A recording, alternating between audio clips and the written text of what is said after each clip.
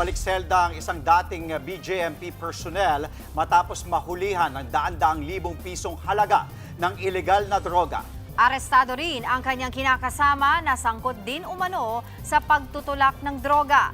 Live sa Quezon City, narito ang morning ronda ni Kapitana Carol De Asa. Kapitana Carol, paano ba ang naging kalakaran nitong dalawang suspect? Yes, Angela at Andre, arestado ang isang dating BJMP personnel at ang kinakasama nito matapos magsagawa ng bypass operation sa Quezon City. Nakatanggap ng impormasyon ng ating mga kapulisan ng Station 6 Quezon City na may dating BJMP personnel na nagtutulak ng droga sa lugar.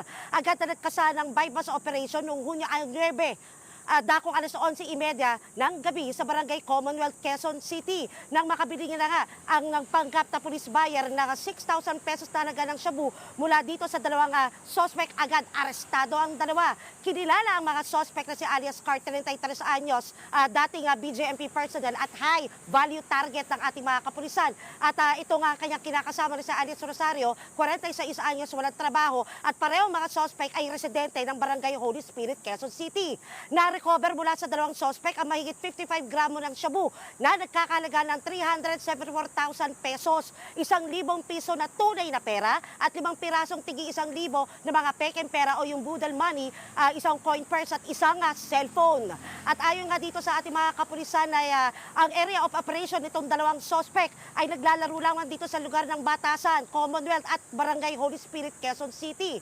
Taong 2023 na ma-dismiss sa serbisyo itong suspect dahil sa paggamit ng illegal na droga. At dagdag pa ay itong dalawang suspect na ito ay dati na rin naharap sa kasong illegal na droga at parehong nakulong. Sila ay nakalalaya lamang nitong Pebrero 2026 at patuloy sila nga nagtutulak ng droga. At para nga, sabi nga ng ating mga kapulisan, Angela at Andre, ay ginawa na nga nila itong family business. Ang kanilang mga transaksyon ay ginagawa nila ito sa pakikipag-meet up sa kanilang mga parokyano.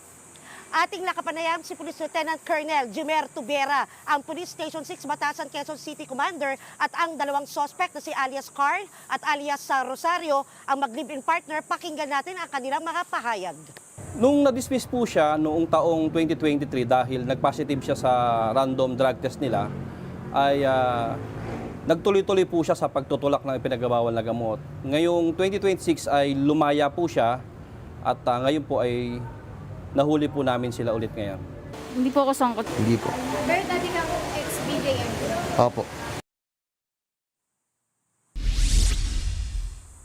At ayan nga, Angela at Andre, sa ngayon ay nahaharap sa kasong paglabag sa Republic Act 9165 o yung Comprehensive Dangerous Drugs Act of 2002 under Section 5 and 11. Ito yung pagtutulak ang dalawang suspect. At yan ang ating morning ronda. Ako si Kapitana Carol, balik sa inyo dyan sa studio. Mga kapatid, Andre Felix po, manatiling may alam pagdating sa mga mahalagang balita sa loob at labas ng bansa. Mag-follow at mag-subscribe na po sa social media pages ng News 5.